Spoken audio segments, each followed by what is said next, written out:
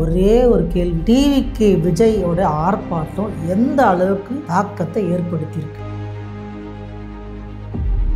ஒட்டுமொத்த தமிழ்நாடும் பத்திரிகையாளரும் திமுகவும் அச்சத்தில் இருக்கிறதா சொல்றாங்க. அப்படின்னா அச்சம் திமுகவுக்கு ஏன் 24 பேர் வரல? அவங்களுக்கு தனிப்பட்ட வேலைகள் என்ன கேட்கறேன்னா, நீதி வேணுமா இல்ல 24 மணி நேரம் அங்க இருக்கணுமா? எது வேணும்? அப்போ இந்த பேச்சு எப்படி இருக்குன்னா நமக்கே வந்து அதெல்லாம் ஒரு ரீசன். கிட்டத்தட்ட 50 வருஷம் ஆண்டுன்னு இருக்கீங்கன்றீங்க, நாங்கள் ஆலமரம் போல இருக்குன்னு சொல்றீங்க, உங்கள் வரலாறு என்ன தெரியுமான்னு கேட்குறீங்க. உங்களுக்கு அந்த அரசியல் நாகரிகம் உங்களுக்கு தெரியுங்களா?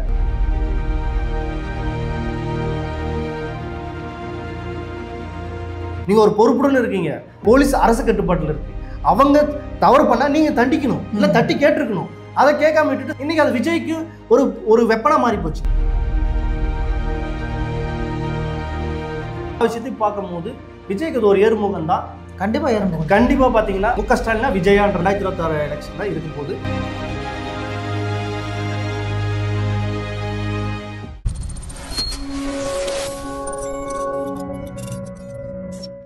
கலர் கண்ணாடி வாய்ஸ் நேயர்களுக்கு வணக்கம். ரொம்ப நாள் கழிச்சு, கிட்டத்தட்ட ஒரு வாரம் கழிச்சு அண்ணா வந்து நம்ம கிட்ட ஜாயின் பண்ணியிருக்காரு. நிறைய கேள்வி கேட்குறதா சொன்னார். சொல்லலாம். நிறைய கேள்வின்றதை விட ஒரே ஒரு கேள்வி, டிவிக்கு விஜயோட ஆர்ப்பாட்டம் எந்த அளவுக்கு தாக்கத்தை ஏற்படுத்தியிருக்கு? ஒட்டுமொத்த தமிழ்நாடும் பத்திரிகையாளரும் திமுகவும் அச்சத்தில் இருக்கிறதா சொல்கிறாங்க. அப்படின்னா அச்சம் திமுகவுக்கு அப்படின்னா, ஏன்னா விஜய் வந்து கட்சி ஓப்பன் பண்ணி 1.5 வருஷம் 2 வருஷம் ஆச்சுன்னு சொன்னாங்க. மாநாடு நடத்துகிற, திடீர்னு அங்கே விகடனில் போய் ப்ரெஸ் மீட் நடத்துகிற, திடீர்னு வந்து உங்கள் செயற்குழு கூட்டத்தில் நான் இறங்கினேனால் அடித்தேனால், இப்படி பஞ்சு டைலாக பேசிட்டு இருக்க, இன்னமும் நீ சரியான அரசியல்வாதியாகவே மாறல அப்படின்ற மாதிரி குற்றச்சாட்டு நம்ம செலுத்திட்டு நிறைய பேர் வந்து சொல்லிட்டாங்க. திமுக வந்து அப்படி சொல்லிட்டு இருந்தாங்க, மற்ற கட்சியிலும் சொல்லிட்டு இருந்தாங்க. நேற்று பார்த்தீங்கன்னா ஒரு ஆர்ப்பாட்டம். ஏன்னா ஒரு கட்சிக்கு முதன்மையான அடையாளம் எது? களத்தில் இறங்கி மாநாடு ஒன்று செய்யறது, ஒரு மக்கள் பிரச்சனைக்கு இருந்து ஆர்ப்பாட்டம் பண்றது மிக முக்கியமான ஒன்று. இன்னும் போராட்டம் ஒன்று இருக்குது. ஆர்ப்பாட்டத்துக்காக குரல் கொடுக்குறது போராட்டம் பண்ண இன்னும் கொந்தளிக்கும். அப்படி விஜய் வந்து தன்னோட கட்சியில முதல் ஒரு ஆர்ப்பாட்டம் பண்ணியிருக்காரு. ஆர்ப்பாட்டம் மட்டும் பண்றது இல்லை, இப்போ திமுக நடத்தின ஒரு ஆர்ப்பாட்டம் எப்படி இருக்கும்? பயங்கர ஆர்கனைஸ்டா ஒரு ஆர்ப்பாட்டம்னா மேக்சிமம் கட்சிக்காரில் அங்கே, அதுவும் சென்னையில் இருக்கிற முக்கியமான நிர்வாகிகள் மட்டும் ஒன்று கூடி ஒரு 1000 பேர் அந்த மாதிரி முடிச்சிருவாங்க. ஆனால் விஜய் நடத்தின ஆர்ப்பாட்டத்தில் கிட்டத்தட்ட 10,000 பேர் வந்ததா சொல்கிறாங்க. ஒரு மினி மாநாடுன்னு சொல்கிறாங்க. அது மட்டும் இல்லை, பல்லாவரம், தாம்பரம், பல்வேறு மாவட்டங்கள்லேருந்து வந்திருக்காங்க. அங்கேயே தடுத்து நிறுத்திருக்காங்க. நானே வந்து கண்கூட பார்த்தா, நேற்று வந்து ஜிஎஸ்டி ரோட்டில் வந்து கிட்டத்தட்ட மீனம்பக்கம் ஏற்பட்டு தாண்டானுமே ஒரு 10 வேன் கிட்ட வந்து போலீஸார் வந்து நிறுத்தி திருப்பி விடுறாங்க. நீங்கள் யூட்டன் போடுங்க, உள்ளே வரக்கூடாதுன்னு சொல்லிட்டு நேற்று நடந்துச்சு. ஆனால் தொடர்ச்சியாக ஏன் விஜய் நடத்துகிற ஆர்ப்பாட்டமாக இருக்கட்டும், மாநாடாக இருக்கட்டும், பல்வேறு கூட்டங்களில் ஏன் தடை போடுறாங்க? அப்போனா உங்களுக்கு பயம் தானே? திமுகவுக்கு பயம் தானே எடுத்துக்க முடியும். இன்னொன்று நீங்கள் என்ன சொல்லணும், பொது போக்குவரத்து எங்களுக்கு டிஸ்டர்பாக இருக்குது, இடையூறாக இருக்குது, மக்கள் வந்து பாதிக்கப்படுவாங்க அப்படின்ற மாதிரி தான் இருக்குது. அப்போ நீங்கள் பர்மிஷன் கொடுக்கக்கூடாது. இல்லைனா ஆல்டர்னேட்டிவாக வேறு இடத்துல போட்டிருக்கணும். நீங்கள் கொடுத்துருக்கிற பகுதி எங்கே? நகரத்தோட மையப்பகுதி ஓமந்தூரர், அது முன்னே பரபரப்பான சாலை தான் அங்கே கொடுத்துருக்கீங்க. ஆனால் கொடுத்துருக்கிற நாள் என்ன? சண்டே தானே, ஞாயிற்றுக்கிழமை. இயல்பாகவே எல்லா காலியாக தான் இருக்கும், எல்லா அலுவலகங்களும் விடுமுறையாக இருக்கும், பள்ளி கல்லூரிகளும் விடுமுறையாக இருக்கும். அப்படி தானே கொடுத்துருக்கீங்க. ஏன் தடுக்கிறீங்க? அவங்க ஆர்ப்பாட்டம் தானே பண்ண போகிறாங்க. நீங்கள் ஒரு ஆர்ப்பாட்டம் பண்ணால், ஆளுங்கட்சியில் பண்ணால் அது சரின்னு சொல்கிறீங்க, அடுத்து அது எதிர்கட்சி பண்ணால் ஜனநாயக உரிமைன்னு சொல்கிறீங்களே. அப்போ ஆர்ப்பாட்டத்துக்கு நீங்கள் பர்மிஷன் கொடுத்துருக்கணும், ஏன் கொடுக்கல அப்படின்ற ஒரு கேள்வி அந்த கட்சியில் இருக்கிறவங்களும் மற்ற இதுவும் கேள்வி கேட்குறாங்க. நீங்கள் சொல்கிறது பர்மிஷனும் கொடுப்பீங்க, ஆனால் நீங்கள் பண்ணவும் கூடாது, அந்த மாதிரி தான் இருக்குது. ஏற்கனவே விஜய் தரப்புலேருந்து என்ன சொல்கிறாங்க, நான் ஆர்ப்பாட்டத்துக்கு பர்மிஷன் கேட்டால் தொடர்ந்து மறுக்கப்படுது. ஏன்னா நீங்கள் பார்த்தீங்கன்னா வடசென்னையில் ஒரு வீடு வந்து எரிஞ்சுது, அப்பயும் ஆர்ப்பாட்டத்துக்கு மறுப்பு, இதுக்கு ஆர்ப்பாட்டத்துக்கு மறுப்பு. ஆனால் அருண்குமார் ஐபிஎஸ் என்ன சொல்கிறாருன்னா, இல்லை பர்மிஷன் கேட்டால் அவன் பாட்டுக்கு போயிட்டாங்க அப்படின்ற மாதிரி சொல்கிறாங்க. ஆனால் தாவேக தரப்புலேருந்து என்ன சொல்கிறாங்கன்னா, பொய் குற்றச்சாட்டு, பொய்யா பேசுகிறாரு அப்படின்ற மாதிரியும் சொல்கிறாங்க. சரி, இது ஒரு பக்கம் போட்டோம், ஆர்ப்பாட்டம் நடந்து போட்டோம். ஆனால் ஆர்ப்பாட்டத்தோட திடல் எப்படி இருந்துச்சு? அழகான வடிவமைப்பு, முன்னாடி இருக்கிற கோஷங்கள், மாநாடு மாதிரி வந்து சரியாக சீரமைச்சு அதை கொண்டு போயிருந்தாங்க. பின்னாடி இருக்கிற கோஷங்கள், முழக்கங்களாக இருக்கட்டும், எல்லாரும் பதாகைகள்லும் சாரி வேண்டாம், நீதி வேண்டும் அப்படின்ற மாதிரி பதாகைகள் எல்லா இடத்துலையும் பொறுத்திருந்து பார்த்துட்டு இருந்தாங்க. விஜய் வந்து அங்கேருந்து வந்தோடனே நம்ம ஊடகங்கள்லாம் பெருசாக அதை கேப்சர் பண்ணதாக இருக்கட்டும், உள்ள என்ட்ரு ஆன உடனே முன்னாடியே வந்து புஷி ஆனந்த் வந்து முழக்கம் போட்டார், சாரி மட்டும் போதுமா, அவங்களுக்கு நீதி வேண்டும் பண்ற மாதிரியும் பேசியிருந்தாரு. அதே சமயம் ஆதவர்ஜன் பேசினாரு, அருண்குமார் பேசினாரு, விஜய் பேசினாரு. அந்த மேடையில நின்று எத்தனை பேர் நின்றுட்டு இருந்தாங்க? கிட்டத்தட்ட 24 குடும்பங்கள் இந்த ஆண்டு வந்து லாக்அப் மரணம் நடந்ததா சொல்றாங்க. அந்த 24 குடும்பத்தில் 18 குடும்பங்கள் மட்டும்தான் கலந்துக்கிட்டதா சொல்றாங்க. இன்னும் கலந்துக்கிட்டாதுங்க தனிப்பட்ட காரணங்கள் சொல்றாங்க. சில குடும்ப ரீதியாக வர முடியல அப்படின்ற மாதிரியும் சொல்றாங்க. நேற்று நாங்கள் ஒரு ஆர்ப்பாட்டம் நடந்து முன்னாடி நாள் நாங்கள் போய் அந்த பனையூரில் அவருக்கு நிவாரணம் கொடுத்துதாங்க. அங்கேயும் 4 குடும்பங்கள் வரல. அதே போல சில தனிப்பட்ட காரணங்களா வரல. ஆனால் இதை சில பேர் வந்து என்ன சொல்றாங்கன்னா, ஏன் 24 பேர் வரல, அவங்களுக்கு தனிப்பட்ட வேலைகள் என்ன கேட்கறேன்னா, இப்போ வந்து நீதி வேணுமா இல்ல அந்த 24 பேர் அங்க இருக்கணுமா? எது வேணும்? அப்போ இது ஒரு திசை திருப்புறது தானே, ஒரு நீதி தானே வேணும். 24 பேர் வரல, ஐயோ 18 பேர் தான் வந்திருக்காங்க, மீதி பேர்லாம் வரல, அவங்களுக்குலாம் கொடுக்காதீங்க, இந்த 18 பேருக்கு மட்டும் கொடுங்க. என்னது இது? அதுதான் எந்த ஆர்ப்பாட்டத்தில் நடந்தாலும் அதுக்கான குடும்பங்களை கூட்டு வந்து பண்றது இல்லை. இப்போ விஜய் வந்தது எதை பார்க்குறோம், ஆட்டோ கண்ணாடி எதனா ஒரு ஓட்டை, ஆமா ஆட்டோ கண்ணாடி திருப்பினா ஆட்டோ ஓடுன்ற கணக்கா இதெல்லாம் ஒரு காரணமா பேசுறது உண்மையிலே நகைப்புக்குரிய இதா இருக்கு.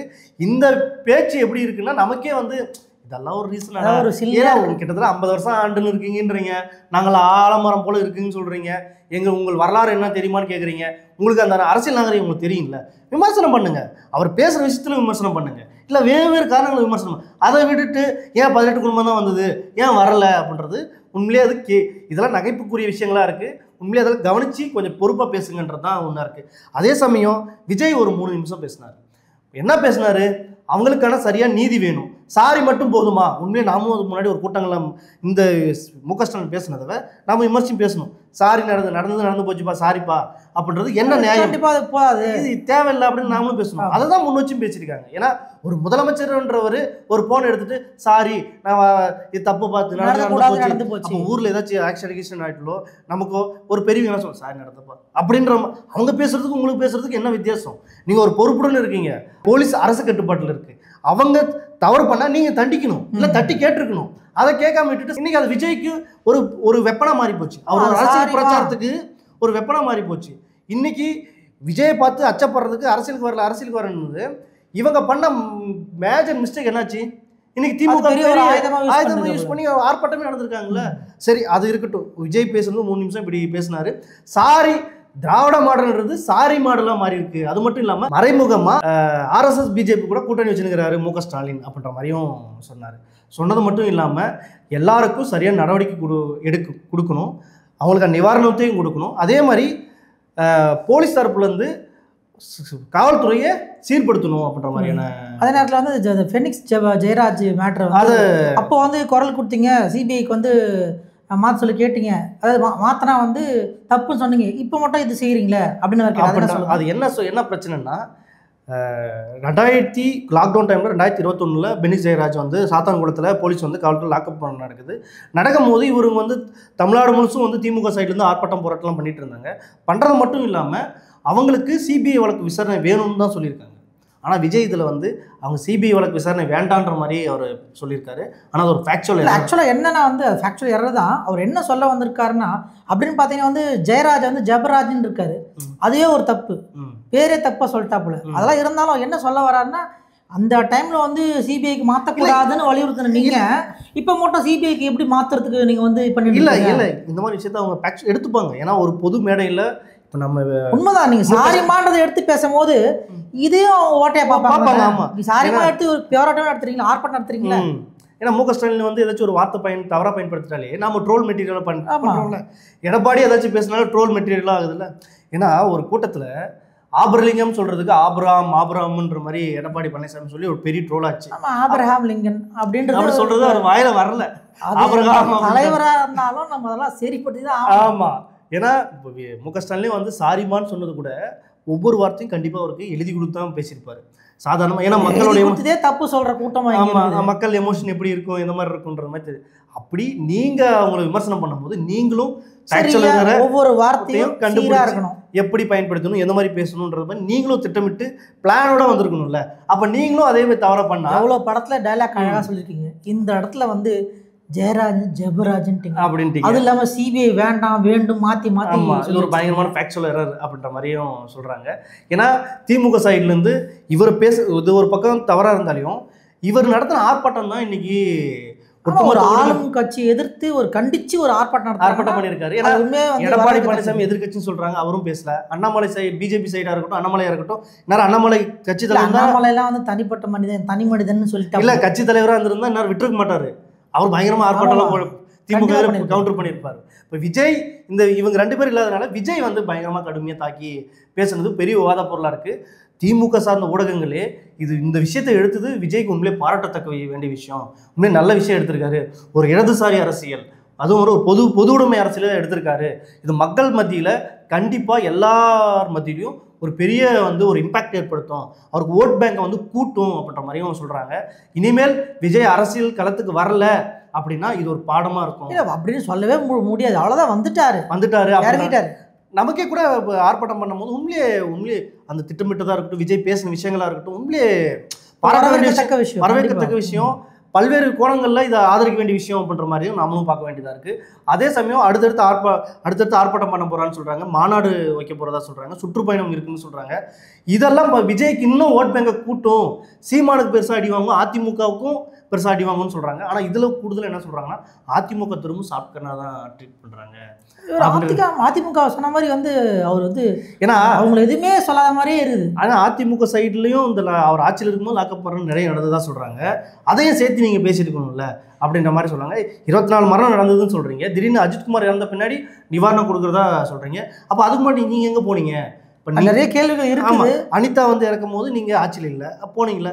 அதுக்கு பின்னாடி நீட்டில் மரணம். நான் என்ன சொல்றேன்னா, வந்தா ஏன் வந்தேன்னு கேட்குறீங்க, வரலன்னா நீங்கள் வீட்டில் உட்காந்து பேசின்னு இருப்பேனுங்க, பானையூர்லேயே உட்காந்து பேசி. இப்போ வந்தானா இது ஒன்று சொல்கிறீங்க. ஆமாம், அப்புறம் நான் என்ன தான் பண்ணுறது? அரசியல் இதுதானுங்க. இப்படி நீங்கள் இதெல்லாம் சொன்னால் நாங்கள் கவுண்டர் அடிப்போம், இப்படி நாங்கள் கவுண்டர் அடிப்போம். இதுதான் அரசியலாக இருக்குது. அப்போது ஒட்டுமொத்த விஷயமும் விஜய்க்கு ஒரு ஏறுமுகமாக தான் இருக்குது.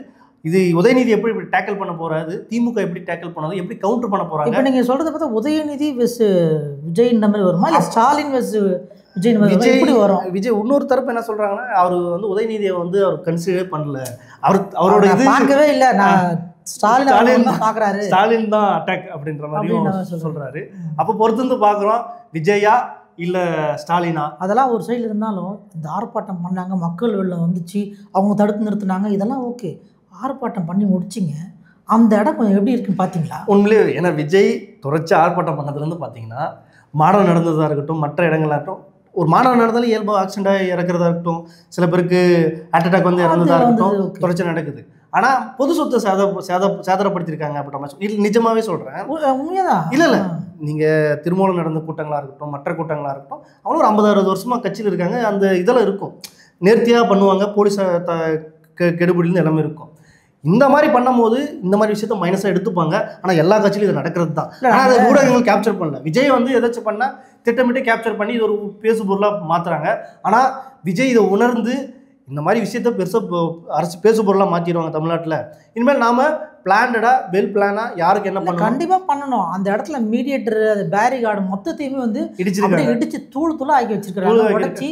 அதாவது ஒரு ரசிகர் மன்ற ஒரு இது மாதிரி தான் இருக்குது. ஒரு கட்சியில ஐயோ நாளைக்கு எதனா பண்ண நம்ம தலைவர் பேர் கெட்டு போருமே, அந்த மாதிரி எதுவுமே இல்லாம கண்டிப்பா அந்த தொண்டர்கள் கொஞ்சம் அவர் ஐயோ தலைவருக்கு பேர் கெட்டு போக கூடாதுன்ற நினைப்புலயே செயல்படணும். யாருக்கும் அந்த பொறுப்பு இல்லை. ஏன்னா திடீர்னு பார்த்தா ஒருத்தர் மரத்தில் ஏறிக்கிறாரு, புஷியானந்த் இறங்குன்றாரு. இல்லை நீங்க மரத்துல ஏறுங்க, உங்களுக்கு எதுவும் ஆகக்கூடாது, மரத்துக்கு எதுவும் ஆகக்கூடாது, யாருக்கும் எதுவும் ஆகக்கூடாது. நேற்று ஒருத்தர் இறந்துருந்தா இந்த மயக்கம் அடைஞ்சு விழுந்திருக்காரு, ஒருத்தர் சாப்பிடாம கொள்ளாம வந்தாரு போல மீட்டிங்கு, மயக்கம் அடைஞ்சு. அப்ப யார் போயிருக்காங்க? யார் பொறுப்பு எடுத்துக்கிறது?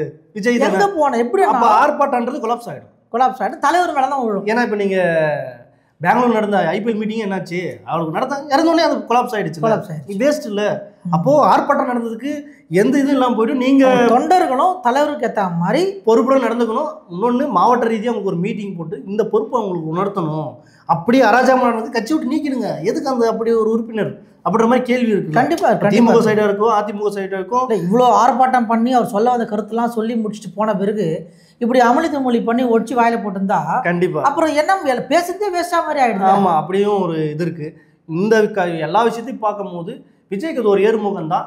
கண்டிப்பா ஏறுமுகம். கண்டிப்பா பார்த்தீங்கன்னா மு.க. ஸ்டாலினா விஜயான்றது தான் 2026 எலெக்ஷன்ல இருக்க போகுது.